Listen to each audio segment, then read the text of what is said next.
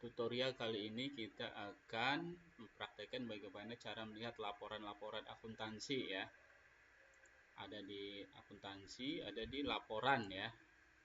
Nah, di sini ada dua nih yang utama sebenarnya, laporan neraca, lembar saldo atau laporan laba rugi. Kalau laporan neraca ini nanti ada kita bisa melihat posisi-posisi kas bank pada saat tertentu, saat tanggal tertentu. Kita klik di sini lembar saldo misalnya. Nah, di sini ada per kapan kita mau melihat, per 30 Mei ya, atau misalnya per sekarang tuh ya, bisa kita tinggal klik di situ, kemudian pilih tanggal per kapan misalnya. Jadi ini transaksi kalau mau update harus diinput setiap hari, sehingga kapanpun kita melihat misalnya tanggal sekarang nih, terapkan ya. Nah, di sini nanti muncul nih neraca dengan segala macam rinciannya, tapi kita fokus di saldo kas dan bank.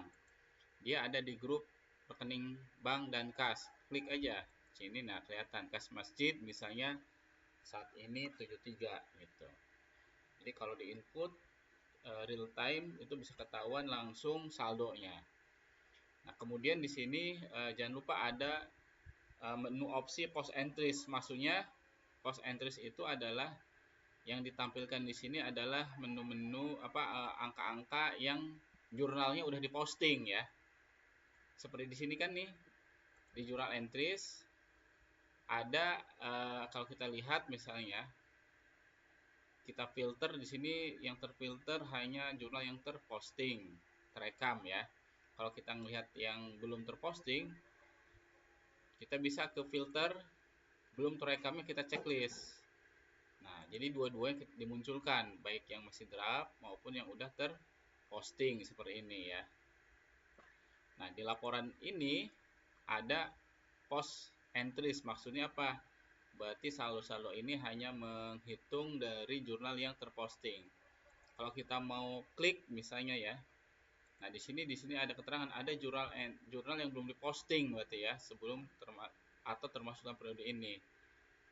Kita pilih misalnya kalau mau yang termasuk yang belum diposting mau kita hitung saldonya, klik di sini di opsi, kemudian masukkan entry draft. Nah, nanti dimasukkan entry draft ini saldonya nanti akan berubah ya. Berbeda dengan hanya misalnya kita hanya yang udah diposting gitu. Nah, ini lembar 10 Mei. Kalau kita klik misalnya per tanggal 31 misalnya, kita terapkan.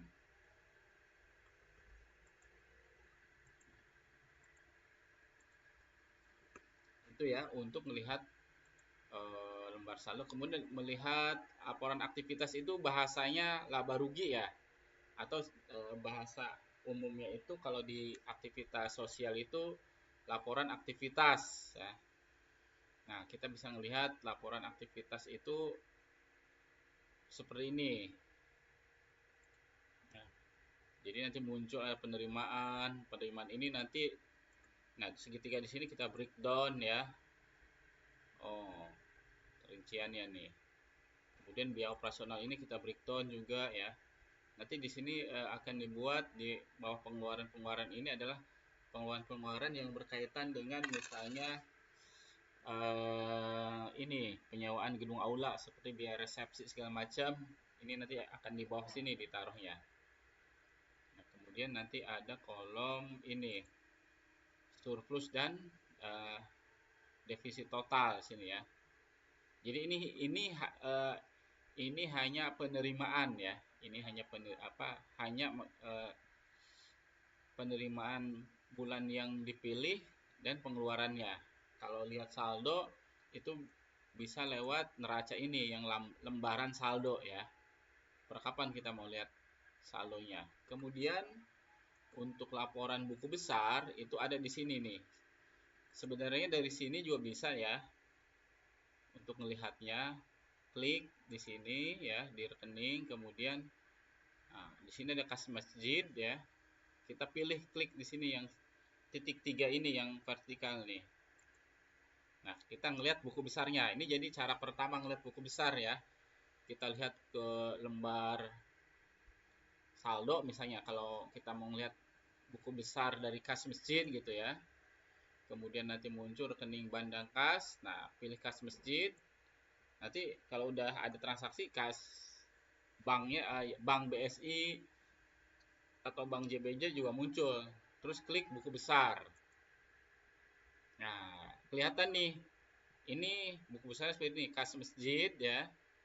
Nah, ini dari transaksi nomor 1 ya sampai di transaksi terakhir. Terus tanggal faktur ini tanggal transaksinya sebenarnya ya. Tanggal itu tanggal pengeluarannya atau penerimaan. Nah, seperti ini ya. Jadi ketahuan di sini ada saldonya 73. Nah, ini rinciannya penerimaan ya. Terus ini pengeluaran. Terus ini penerimaan lagi ya. Nanti kalau udah ada misalnya masjid, nanti muncul di sini dia masjid. Nah, seperti ini nih infak ya. Buku besar infak kotak besar, bisa yang lihat tuh selama 1 bulan ini berapa. Oh, maksudnya mungkin 2 minggu ya, 2 pekan ini ya. Nah, di sini kalau ngelihat juga harus lihat periodenya ya. Kalau ini berarti dari awal Januari, tapi kalau dari awal Maret, Mei kita pilih ya darinya hingga dari kapan nih? Misal dari bulan Mei, terus kita terapkan. Nah, ini berarti nih buku besar yang di sini hanya buku besar yang ditampilkan di bulan Mei ya. Nah, kita klik di sini, nanti muncul rincian buku besarnya. Tuh. Kita klik di sini rincian penerimaan infaknya ya. Satu lagi untuk melihat cara melihat buku besar bisa di laporan ya, buku besar ini nih, boleh nih. Buku besar. Nah, ini sebenarnya bisa di copy ke Excel ya, buku. Contoh dari sini klik ya, kemudian XLS, X ya. Dia disimpan ke Excel. Nah, terus pilih tip ya. Nah, kalau udah selesai, kita coba buka ya.